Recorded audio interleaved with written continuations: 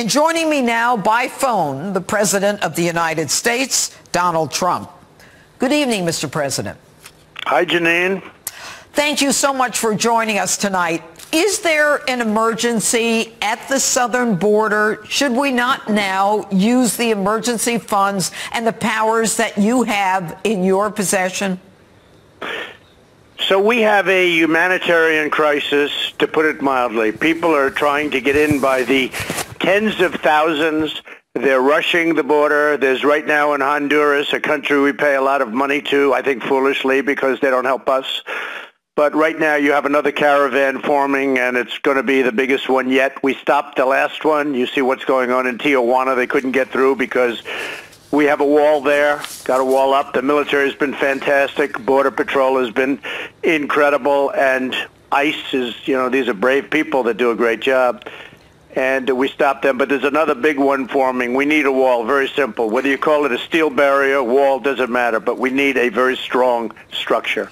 But by waiting to build the wall, or using those funds that are available to you in a national emergency, aren't you negating the point of the emergency itself? Well, I have the absolute right to call a national emergency. Other presidents have called many national emergencies for things of lesser importance, frankly, than this, and I have the right to do it. I'd rather see the Democrats come back from their vacation and act. They're not acting, and they're the ones that are holding it up. It would take me 15 minutes to get a deal done, and everybody could go back to work. But I'd like to see them act responsibly, and they're not acting responsibly, and that's it.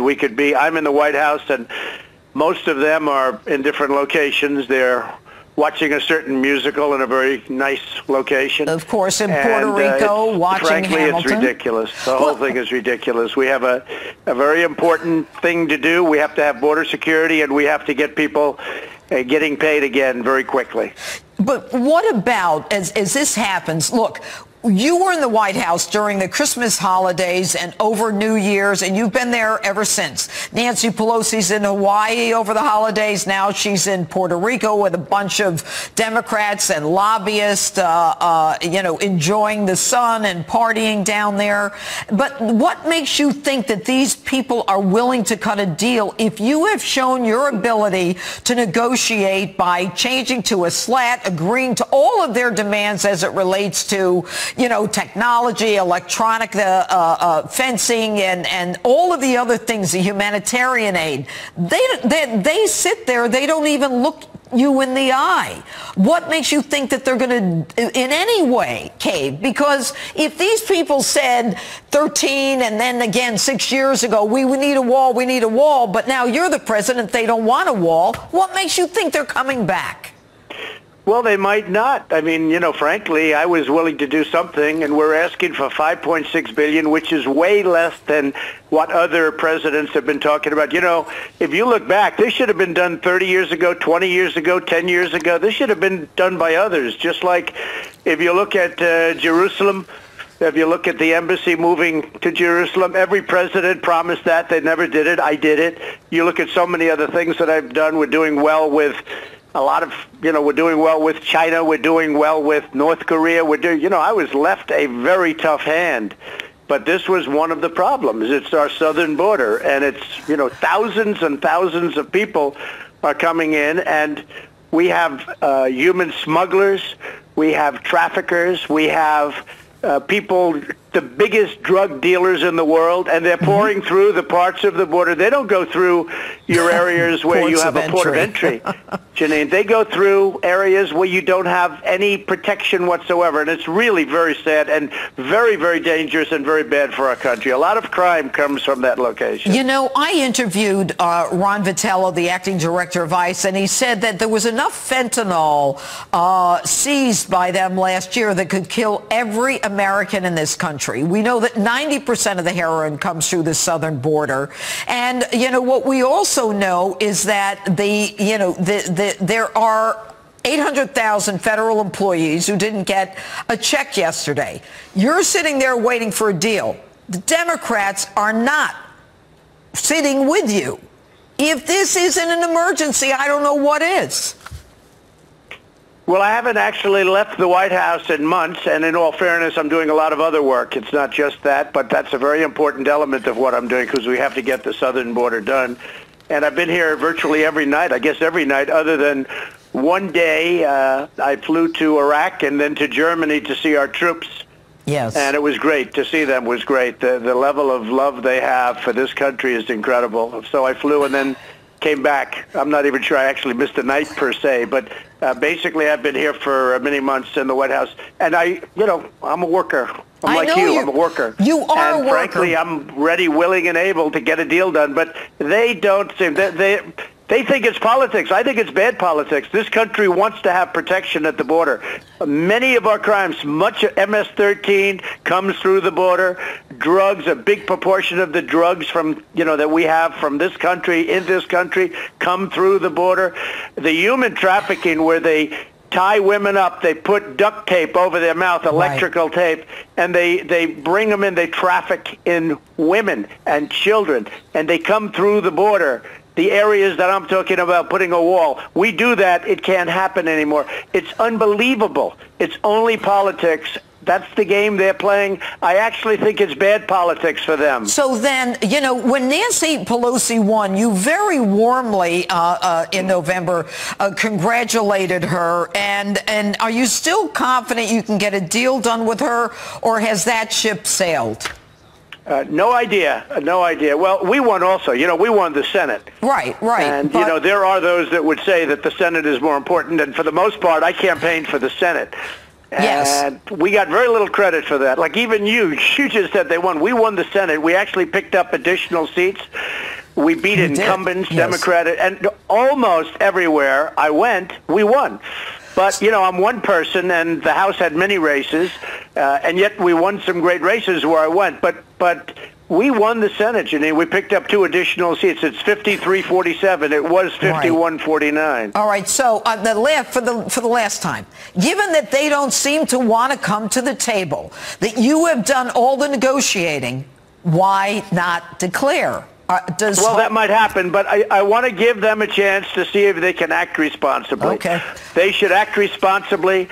We're talking about the border, and I have to say, a lot of the people that aren't getting their checks are letting us know, we don't care, you've got to solve the crisis at the border. It's a humanitarian crisis, and it's national security. It's very important. Okay, and it's interesting. That's what I heard yesterday from some of the Border Patrol agents. Now, I want to move on to another subject. New York Times reported that the FBI opened a counterintelligence investigation the day after you fired James Comey in May of 17. And the investigation was whether you were actively working for Russia or unwittingly. So I'm going to ask you, are you now or have you ever worked for Russia, Mr. President? I think it's the most insulting thing I've ever been asked. I think it's the most insulting article I've ever had written. And if you read the article, you'd see that they found absolutely nothing. But the headline of that article, it's called The Failing New York Times for a reason. They've gotten me wrong for 3 years. They've actually gotten me wrong for many years before that. But you look at what's going on. I fired James Comey. I call him Lion James Comey because he was a terrible liar, and he did a terrible job as the FBI director. Look at what happened with Hillary Clinton and the emails and the Hillary Clinton investigation, one of the biggest screw-ups that anybody's ever seen as an investigation. And what happened after I fired him, Andrew McCabe, Peter Strzok, his lover, Lisa Page, they did it. And, they're all gone. Most of those people, many, many people from the top ranks of the FBI, they've all been fired or they had to leave. And they're all gone. This is what they were talking about. And obviously nothing was found. And I can tell you this, if you ask the folks in Russia, I've been tougher on Russia than anybody else, probably any other president, period. But certainly the last 3 or 4 presidents, modern-day presidents, nobody's been as tough as I have from any standpoint, including the fact that we're doing oil like we've never done it. We're setting records in our country with oil and exporting oil and many other things. So, which is obviously not great for them because that's where they get their money for the most part. But many other things. So I think it was a great insult, and the New York Times is a disaster as a paper. It's a very horrible thing they said. And they've gone so far that people that weren't necessary believers are now big believers because they said that was a step too far. They really are a disaster of a newspaper. Well, you know, when you think about it, the people that were involved in that are all of the people that have since been fired or gone, whether it's right. Strzok, Page, McCabe, and also the Steele dossier. But the Washington Times, the Washington Post, I should say, is following up, reporting that you went to unusual lengths to keep your conversations with President Putin under wraps. Why not release the conversation that you had with President Putin in Helsinki, along with some other stuff that might involve the FISA, Broussard, and the whole lot of them? Well, Janine, I would. I don't care. I mean, I had a conversation like every president does. You sit with the president of various countries. I do it with all countries. We had a great conversation. We were talking about Israel and securing Israel and lots of other things. And it was a great conversation. I'm not keeping anything under wraps. I couldn't care less. I mean, it's so ridiculous. These people make it up. Washington Post, that's basically the lobbyist for Amazon. You know, he uses that Bezos, who's got bigger problems than anybody right now. But Bezos uses that as his lobbyist, okay, as far as I'm concerned. And the Washington Post is almost as bad, or probably as bad, as the New York Times. Think of it. I have a one-on-one meeting with Putin like I do with every other leader. I have many one-on-one. Nobody ever says anything about it. But with Putin, they say, oh, what did they talk about? We talked about very positive things because, look, we are beating everybody. Our economy is the strongest in the world right now, Janine. Nobody even close. China's down 38%. Russia's not doing well, its economy. Most countries are not doing well. We're doing phenomenally, even though we're paying interest rates because we're normalizing. You know, Obama had zero interest. Anybody can do that. And our economy is now better than ever. We're almost at our high with the stock market again. So it's really, can you imagine where they say that I met with Putin? I met with every leader, just about individually. I meet with Modi. I meet with, in Japan, I meet with Abe. I meet with all of them. But nobody says anything. But I meet with Putin, and they make a big deal. Anybody could have listened to that meeting. That meeting is open for grabs. You know, the whole Russia thing, it's a hoax. It's a terrible hoax. You know it probably better than you, Greg Jarrett, Dan Bongino. People that look at it, it's a total hoax. Everybody knows it. And it's really a shame because it takes time and it takes effort. And everybody knows there was no collusion whatsoever. They have found no collusion, and they won't find collusion because I had nothing to do. I was a better candidate than Hillary Clinton. She was a terrible candidate. And the fact is, I was obviously a good candidate. I won every debate. I won everything I did, and I won easily. 306 to 223, I believe. And that's a big difference in the college, in the electoral college. Which, of course, but it's really a shame, Janine. It really is a shame. It's such a waste of time. It is a waste of time. It's a waste of energy. And, you know, some people have to say to themselves, how can you deal with all of this? This New York Times article, to be absolutely truthful with you, just seems to be another rehash of the same players and the same arguments and the same dossier. You know, it's just to keep it going. And they'll keep it going as long as they can. What keeps you going? I mean, you've got such fight in you. It is unbelievable. Well, I guess I have good genes because, you know, somebody said the other day, no president should have to go through what you're going through, Mr. President, because I'm going through all of this nonsense. It's all nonsense, but I have to be careful because these are dirty players. They're no good. And you got the Mueller investigation. You got all this nonsense. There's no collusion, no nothing. And, you know, they say this should never happen again. Never again should this happen. And that's the story. But despite that, we've done more than any other administration by far in the first 2 years. We've had tremendous success. All right. And now, of course, little Adam Schiff, as you call him, is going to be dragging in, and Jerry Nadler are going to be dragging in Michael Cohen, an already proven liar to Congress, convicted of it. You know, are you worried that he's going to... Look, I was a client of his, and, you know, you're supposed to have lawyer-client privilege, but it doesn't matter because I'm a very honest person, frankly. But he's in trouble on some loans and fraud and taxi cabs and stuff that I know nothing about. And in order to get a sentence reduced, he says, I have an idea. I'll give you some information on the president. Well, there is no information, but he should give information maybe on his father-in-law, because that's the one that people want to look at, because where does that money? That's the money in the family. And I guess he didn't want to talk about his father-in-law. He's trying to get his sentence reduced. So it's pretty sad. It's weak, and it's very sad to watch a thing like that. I couldn't care less. What is his father-in-law's name? I don't know, but you'll find out and you'll look into it, because nobody knows what's going on over there. Again, I was a client. He has a law firm.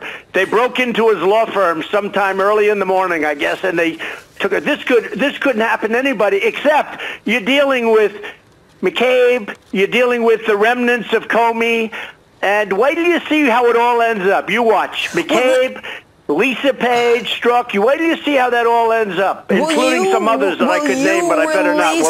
We'll make front page news if I do. I can't wait to read it. Will you release the FISA? We're all waiting for the FISA. Well, at the right time, we will probably do that. If that's necessary, we'll do that. That's very, very important stuff. I know. And, as you know, a lot of bad things happened with a lot of elements of what we're talking about. And at the right time, we will probably do that. That's right. All right. And are your lawyers working to keep the Mueller report from being made public? Well, I can't tell you because I don't devote too much time. Here's the bottom line. There was no collusion. There was no obstruction. There was no anything. So, no calls to Russia. No nothing. So, it's all nonsense, Janine. It's a hoax. It's called the Russian hoax, or a witch, it's a witch hunt. And it's a shame. And, despite that, what we're doing is amazing. But actually what we're doing in this, too, because we're exposing people that are corrupt. People are being exposed by this that are totally corrupt. A lot of the people that don't get mentioned even in that article today, the phony article in the New York Times, there's a lot of corruption, and we're exposing it. And I'm going to put that down someday as one of my greatest achievements. Well, I look forward to hearing that. And I guess one last question, Mr. President. I mean, what are you going to get out of the White House? I mean, Washington, after a while, gets very depressing. Well, I love it, and I love this building, and I do a lot of work in the building. And if you look at what we're doing on the deal with China, which nobody was able to take on, and we're taking it on great. We're doing an incredible deal for our country. You look at Iran. When I ended the Iran nuclear deal, look what happened to Iran. It's a different country than it was when I came here 2 years ago. Right. And all of the trade deals we're making with Mexico. And by the way, Mexico is paying for the wall, because the trade deal is billions and billions of dollars better than the old NAFTA trade deal. And I call that Mexico is absolutely paying for the wall. So, I mean, we're doing a great job, and I like doing it.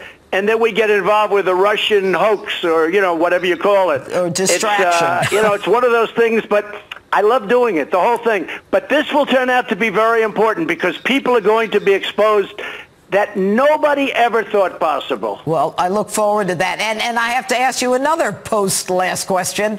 You're hearing about all these people looking to run against you in 2020. Your thoughts? I'm not worried. So far, I love the competition. I love what I see.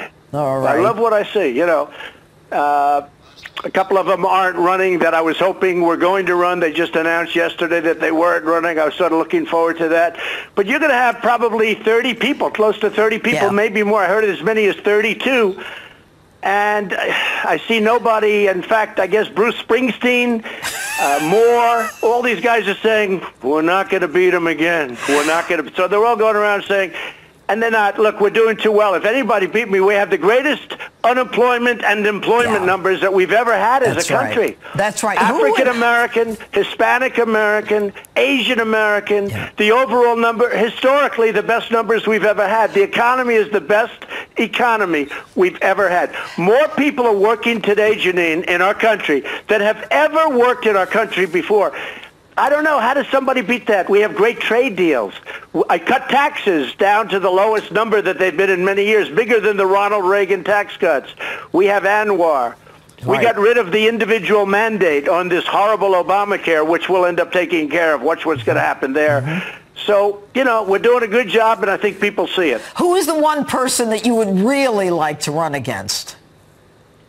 Well, I don't want to pick anyone out, but, a lot of people say Biden's doing okay, but, he was always a 1%er. He was a 1% guy. He ran 2 or 3 times. He never got above 1%. And then Obama came along and took him off the trash heap. Then he became a vice president, and now he's probably leading. But he's basically a 1% guy. He's weak. Yeah. So we'll see what happens with him. But I think he's leading right now from what I understand. Really? But I'll be watching. And whoever it is, I think we're going to do just fine.